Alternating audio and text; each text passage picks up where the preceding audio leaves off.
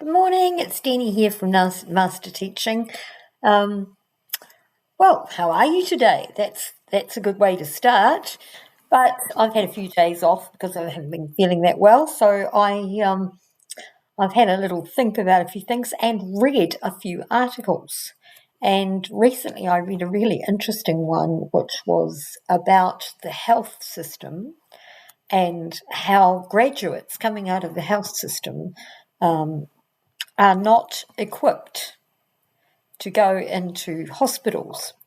And I think this is very much akin with what's happening in schools and in education generally, is that we have such um, such an emphasis on acquiring knowledge and understanding and technique, etc., that actually there's not a lot of practice. So it's really difficult for new graduates to go out into their field because they are so lacking in experience. So there is a disconnect between experience and academic achievement.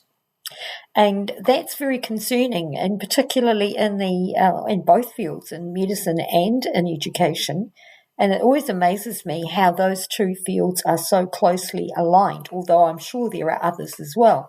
Anyway, the thing is that, you've got people who are training for 5 years, 6 years, 7 years. And I thought about my own training when this happened. And I thought about when I read this, and I thought about the fact that I've actually done three different kinds of training. And the first one, I did a diploma, which was known as in those days as a teacher's college diploma, and that took me 3 years to do, and it was really a lot of practice and study, and neither one was more important than the other. In fact, really honestly, that's true.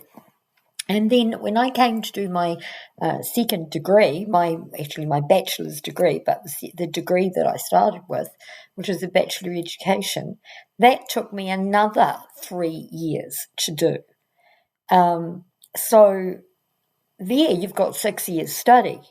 And then on top of that, I've recently done another postgraduate degree, which is another 2 years, but actually 3 years crammed into two, which I did while I was also working full time. So there's another 2 years. So what have I said? I've really said six. I said about 9 years. Now, your average doctor is doing 6 to 8 years, and it made me realise that. And on top of that, which is actually more important than all the rest of it, is that with those degrees that I have, I also have 45 years of experience in schools. Where does that leave me? Why is it that people don't understand that in all that time, with all that experience, you might know something? And it's really important to get that across to people, because they take a look at your grey hair and they take a look at who you are and they think, oh, there's that person who's 66 years old and doesn't know what they're talking about. We do know what we're talking about, actually. Maybe it's the way we put it across. And for some people my age, it's the unwillingness to keep up with current trends and ideas, which are really good and important. And I don't in any way undervalue that. The study that you do all the time when you are teaching is extremely important. It is very important to be as upskilled as possible all the time. And don't discredit somebody's new idea just because you have an old one that fits you and suits you. That's not actually going to help anybody and not going to help you. In fact, all it will really do is date you and make you irrelevant and just not worthy of much credit. But I have seen some really good educators who have given up education because they're just not listened to and they don't have any respect. So I really do encourage older people to go out and to do some more study And if you don't want to do some more study and pass examinations or do assignments and things, don't do the assignments. Just do the study. You can do it yourself. There's no reason why you need to have another degree or another certificate. I needed one for a job I wanted to do. But actually, when I look at it, I was already doing a lot of study around my job anyway. Most teachers and professionals do that. They do a lot of professional development in all kinds of ways. So I really do encourage you to go out there and do that and keep up to date.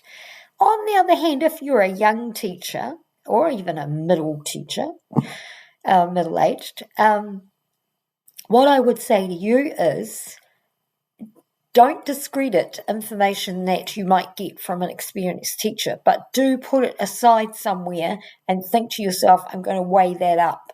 Because I have been in classrooms, I've actually had principals come to me and say, I haven't seen anybody do that for years, but it works.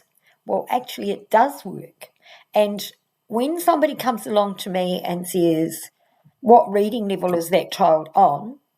I can look it up because I'll have it, but in actual fact, that's in here a lot.